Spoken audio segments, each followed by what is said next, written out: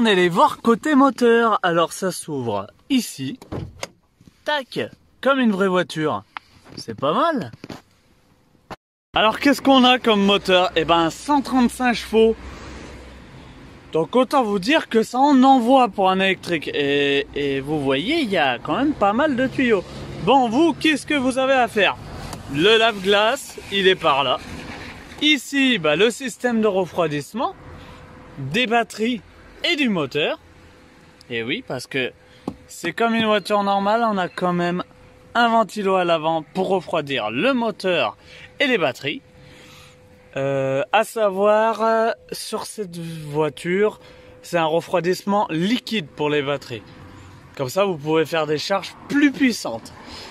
Donc, bien sûr, votre batterie 12 volts, parce qu'il faut une batterie 12 volts, ça, vous n'avez pas le choix.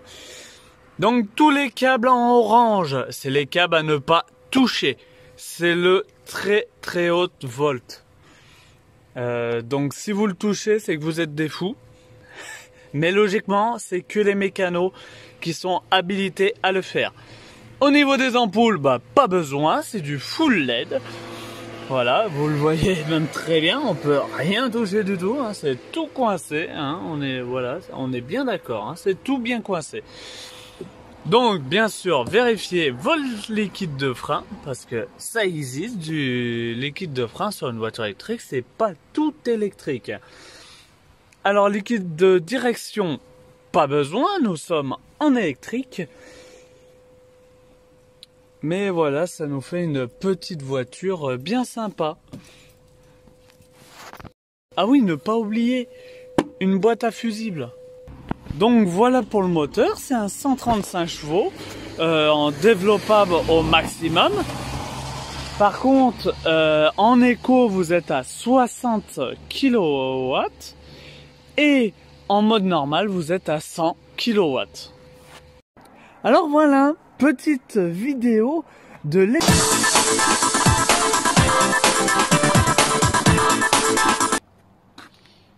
Donc vous voyez là, ils m'ont mis des jantes alu spéciales pour les freins. Parce qu'ils ont breveté un système pour refroidir les freins en cas de freinage.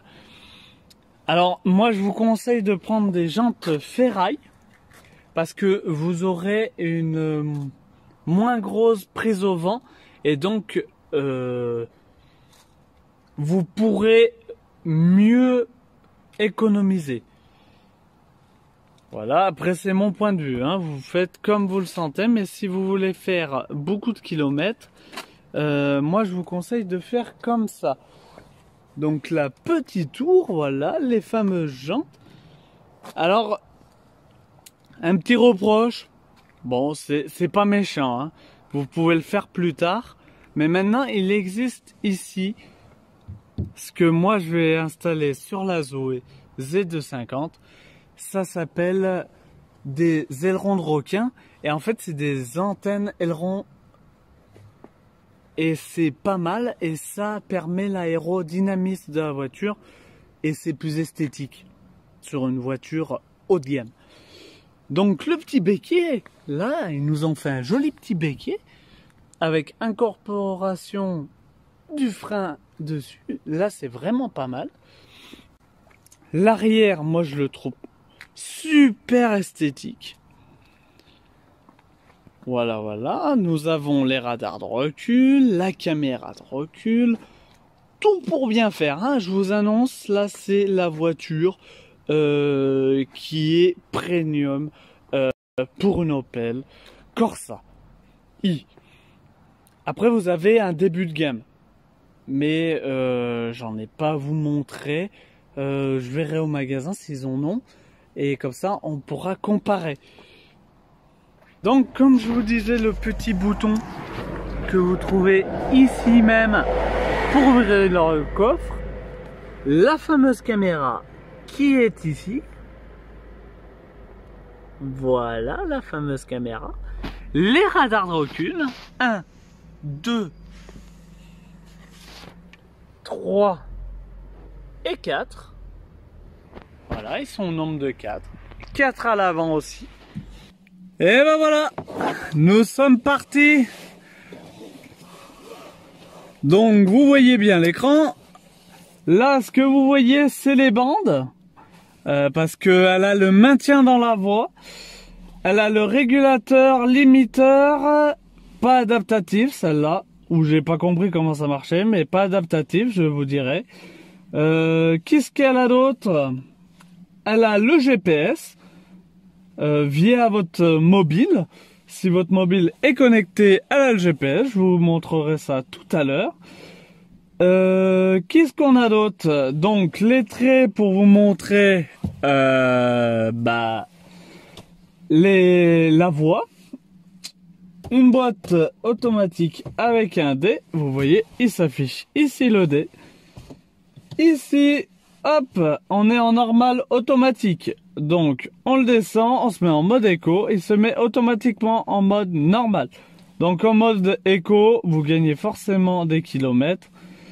Donc pas de souci. Vous avez les feux automatiques.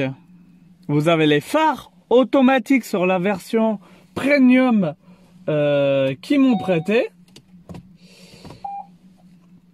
Vous avez la caméra de recul 360 degrés.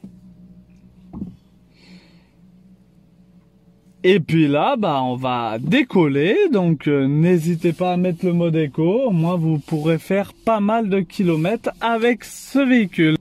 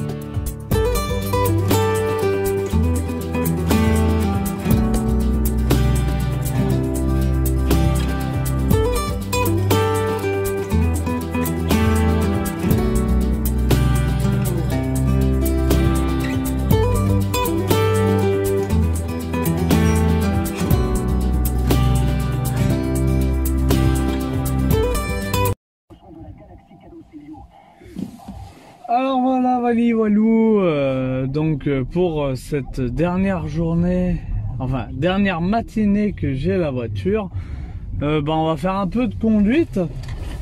Donc je vous en avais pas trop parlé parce que j'avais le petit, mais là on voit.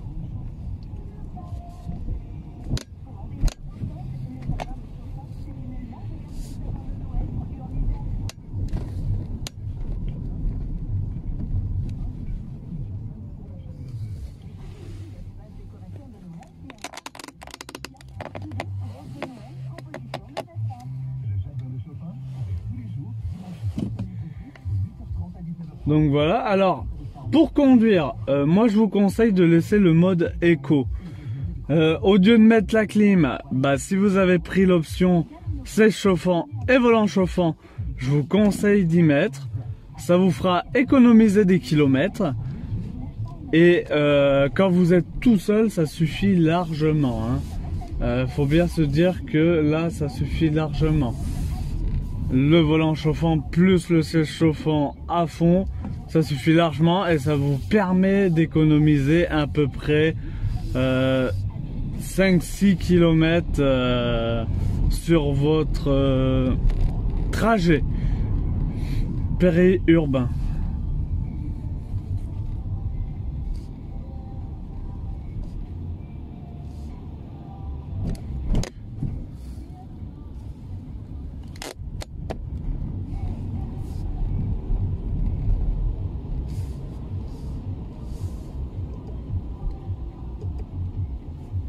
Donc depuis que j'ai la voiture, ça veut dire du vendredi après-midi 3 heures jusqu'à aujourd'hui, on va dire midi, on a fait déjà 315 km. Alors j'ai fait une recharge pour hier parce que hier on a fait quand même 112 km, même plus, on va dire 120 km. Et le reste, c'est ce que j'ai fait les jours d'avant. Donc 120 km pour hier. Et le reste, c'était les jours d'avant. Donc on peut dire que cette voiture, en été, pourra aller au bord de la mer sans avoir trop de recharge à faire.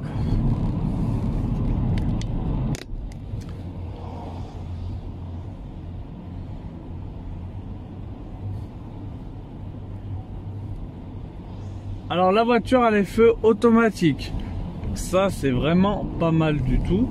Elle a le limiteur régulateur qu'on peut contrôler avec la lecture des panneaux, ça c'est vraiment pas mal non plus. Elle a, comme je dis sur la version qu'on m'a prêtée, le siège chauffant, voilà. Et ça c'est un gros plus, le siège chauffant. Je rappelle que ça fait économiser vraiment du carburant. Alors en moyenne, une charge complète, il vous affiche 320 km en hiver. Vous comptez sur 270 km réels pour vous laisser une marge d'erreur pour trouver une borne, parce que à 270 il vous restera à peu près 20 km, ça sera suffisant pour trouver une borne.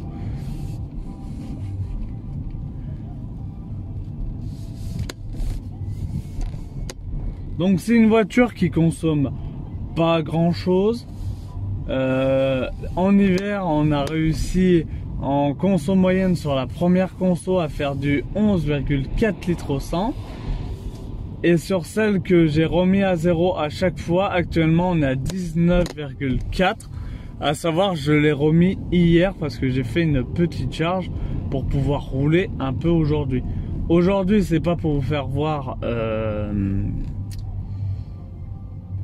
combien de kilomètres elle peut faire, c'est plus pour faire des vidéos de route.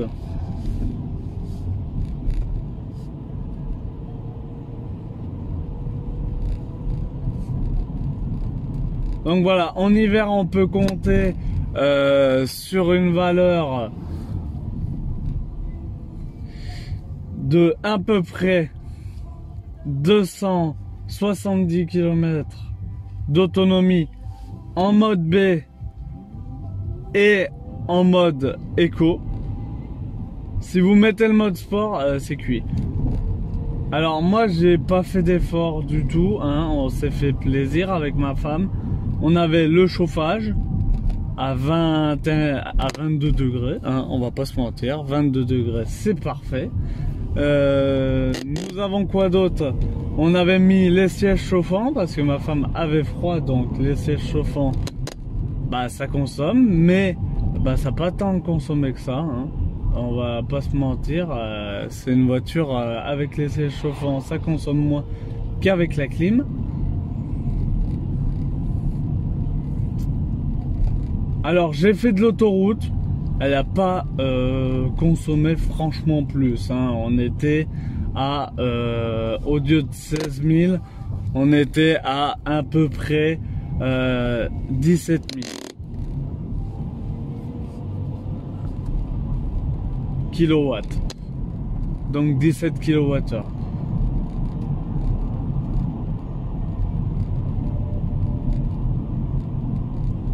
Alors par contre, dans les reproches qu'on peut faire à cette voiture, parce qu'il y en a, hein, elle n'est pas parfaite non plus, le gros souci que j'ai eu avec cette voiture, c'est la charge. Elle est vraiment pas rapide si vous la mettez pas en 11 kW, hein. En 7 kW, elle m'a affiché 5h40 à 20%. Hier il restait 20% dès que je l'ai chargé et elle m'affichait vraiment pas beaucoup. Voilà, elle chargeait à 42 km d'autonomie par heure. C'est pas grand chose. Une Zoé par exemple en 1 heure, si vous êtes à 20%, il vous faudra à peu près 1 heure et 40 minutes. Celle-là, si vous êtes à 20%, vous comptez dans l'état actuel avec le 7 kW,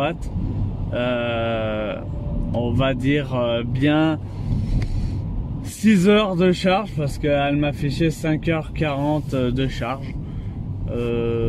Donc voilà, moi je trouve c'est mieux de payer 300 € de plus et de prendre la charge 11 kW qui vous permettra de recharger en à peu près, on est toujours sur du à peu près, hein, parce que c'est une estimation par rapport aux bornes, à une puissance de 11 kW et du coup ça vous permettra d'être en 3 heures chargé.